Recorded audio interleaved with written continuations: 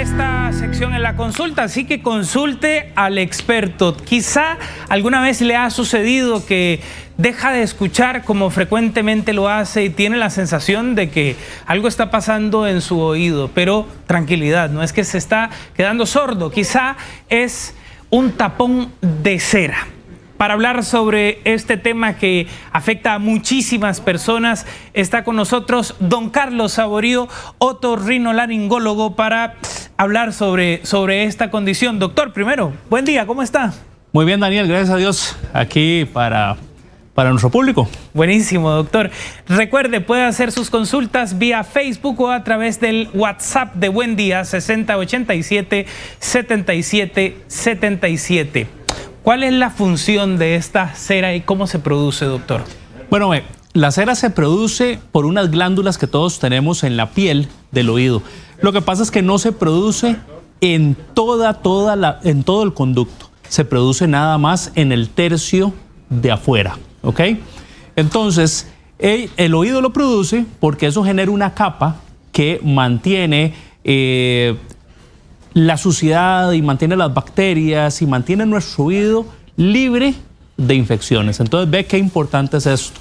Claro. Esto es importante por dos razones. La primera es, Daniel, que la cera no es algo malo. La cera es algo necesario.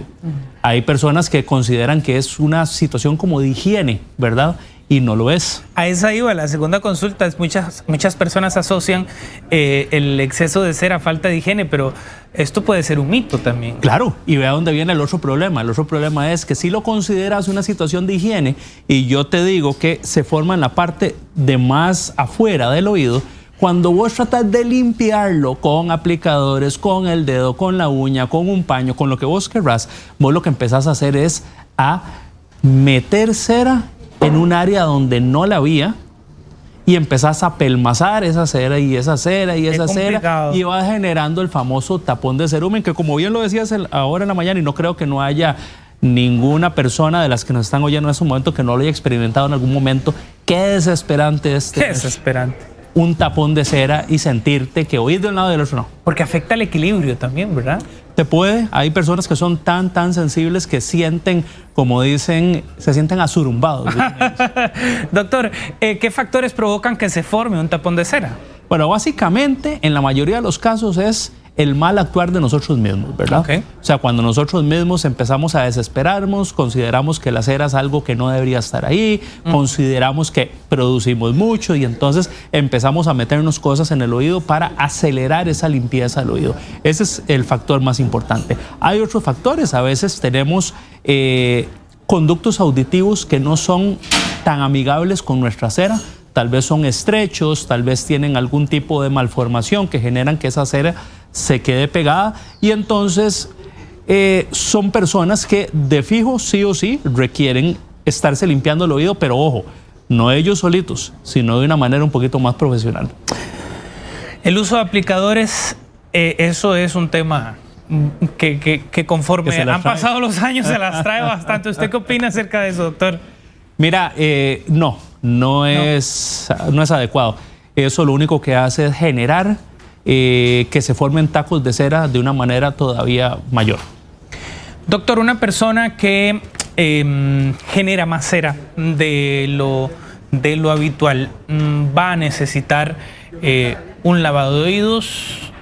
Ok, qué interesante, porque si yo te dijera, Daniel, el lavado de oídos es un procedimiento que verdaderamente sí existe en otorrinolaringología.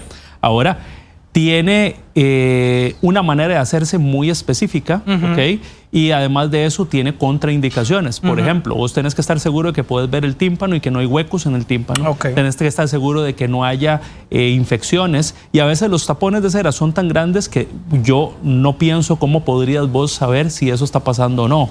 Entonces, eso es algo que se usaba hace mucho tiempo cuando no habían o no contábamos con el montón de herramientas que hoy día contamos. Hoy en día preferimos más bien quitar de manera directa la cera. O sea, si nosotros podemos verla endoscópicamente, podemos verla con un otoscopio y podemos retirarla nosotros mismos con aspiración o con medios manuales. El método más eficaz quizá es esa aspiración así. Correcto, vieras que a las personas les encanta porque en mi caso por lo menos yo lo hago con endoscopía, entonces la persona puede estar viendo cuando estás limpiando el oído y puede estar seguro de que el oído está quedando limpio. ¿No duele? Totalmente. No. Porque el lavado de oído tiende a doler. Sí, pero eso es algo muy importante. Hay que entender que el oído es un área que tiene inervación de 4 nervios, entonces duele bastante. O sea, cualquier persona que le toque en el tímpano sabe lo que es dolor.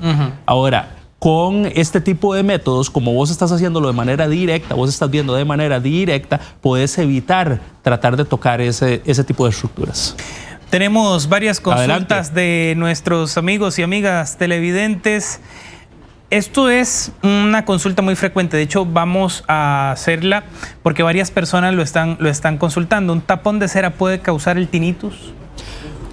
Un tapón de cera puede causar tinnitus o puede empeorar un tinnitus que previamente estaba ahí. Entonces hay que recordar que en otorrinolaringología, entre menos escuche usted, más posibilidades hay de oír un tinnitus. Entonces, claramente, cuando tenemos un tapón de cera, no vamos a tener una pérdida auditiva total, pero sí vamos a tener cierto grado de pérdida auditiva que va a generar que captemos con mayor facilidad el tinnitus. Una persona que, insisto, genera más cera de lo habitual o de lo común, al menos una vez al año debería de ir a... Mira, qué interesante. Yo tengo muchos pacientes de ese tipo y son muy variados. Uno lo que les aconseja es que una vez al año uno pueda limpiar el oído para estar seguro de que está bien. Claro. Pero hay personas, Daniel, que producen tanta, pero tantísima cera que cada 3 meses los ves y están igual, como que si no los hubieras visto.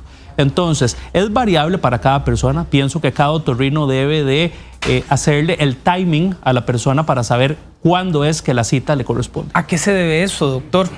Hay personas que, como te lo decía antes, generan muchísima cera porque sus glándulas generan exceso, que generan cantidad. A veces es un tema, digamos, genético. Vienen de familias enteras donde el papá aditivo atrapa la cera per se. Entonces, como se atrapa la cera, esa cera no camina hacia afuera y lo único que hace es estancarse y estancarse y estancarse. Y es triste para los pacientes porque usted dice, bueno, doctor, entonces, ¿será que tengo que venir toda la vida? Claro. Y bueno, sí, la respuesta es sí. Tenemos más consultas de los amigos televidentes porque esta sección es la consulta, para eso es, para que ustedes consulten. ¿El uso de gotas para suavizar la cera es recomendado? Ok, las gotas para suavizar la cera se usan solamente si usted, amigo televidente, está pensando en ir a donde el otorrinolaringólogo para que se le limpie el oído. La gota no es para que la gota solita limpie el oído. Claro. Ese es el error en el que se cae. Entonces, muchas veces, más bien los pacientes, cuando usan las gotas para que el cerumen salga solo, lo que hacen es acelerar el proceso porque la gota lo que hace es hidratar la cera. Y cuando esa cera se hidrata, normalmente se expande. Y al expandirse puede tocar el tímpano y más bien te sentís totalmente tapado. O esta otra consulta, doctor, ¿qué hacer con un bebé de 4 meses que tiene cera en su oído? Ok, nuevamente, lo que hace uno, o la recomendación principal es, todos los pacientes, todos los bebés generan un poquito de cera que normalmente queda aquí en la pura entrada del conducto auditivo. Entonces lo que hacemos es que limpiamos con la toallita, con la que se seca el bebito, con la que se seca la persona, en la mañana nada más se limpia por acá afuera y se retira el exceso visible de cera. Si la persona o el bebito produce en exceso, lo mismo, habrá que llevarlo donde el otorrinolaringólogo para que se pueda hacer una extracción de manera directa. Aquí nos llegan más consultas. Bueno, dice, excelente el doctor. Fui a una consulta con él. Otra consulta, ¿qué sucede cuando uno no produce cera? ¿Existe esa posibilidad? Sí, hay algunas personas que no producen cera y entonces lo que tienen es un problema que se va hacia el otro lado. Y es que el oído empieza a generar mucha infección porque no tiene la barrera natural que cuida o que nos cuida. Entonces, en ese caso, lo que nosotros hacemos es estarlos vigilando, estarles mandando gotas que generen una barrera, digámoslo así, artificial, ¿de acuerdo? Que pueda mantener húmedo, hidratado el oído para que las bacterias no hagan fiesta con nosotros, Daniel. Doctor, esta es muy buena pregunta. Si la piel de la cara es muy grasosa, ¿tiene que ver con que se produzca más cera? Sí, sí, totalmente. Hay pacientes, acordémonos de que la primera porción del oído, esta en la que estamos hablando ahorita, o sea, del tímpano para afuera, es piel. Es piel. La única diferencia que tiene es que es una piel que está pegada totalmente al hueso, que llamamos el hueso temporal. Entonces, esa piel se va a comportar como el resto de la piel de nuestro cuerpo. Otra consulta, ya lo mencionaba usted, doctor, pero sería bueno reforzar también eso que usted nos decía. ¿Un tapón de cera puede provocar, nos consultan, desequilibrio, aturdimiento y dolor de cabeza ligeros? Ok, yo diría que todo depende del tipo de paciente. Sí, he tenido pacientes que son muy sensibles del oído y este tipo de tapones les genera. De hecho, es curioso, Daniel, porque son pacientes que ellos saben que tienen tapón de cera en el oído y consultan porque se empiezan a sentir de esa manera. Una duda también, esta es personal, doctor. ¿Escuchar música con este tipo de audífonos a un nivel alto puede inducir a producir más cera o no tiene ninguna relación? Ok, escuchar música con audífonos de esos de pastilla que se llaman, nosotros los llamamos intracanal, ¿ok? Ese tipo de audífonos lo que hacen es el mismo efecto que cuando uno se mete cosas en el oído. Lo que estás haciendo es empujando cera y sí, eventualmente puedes producir un tapón de cerumen.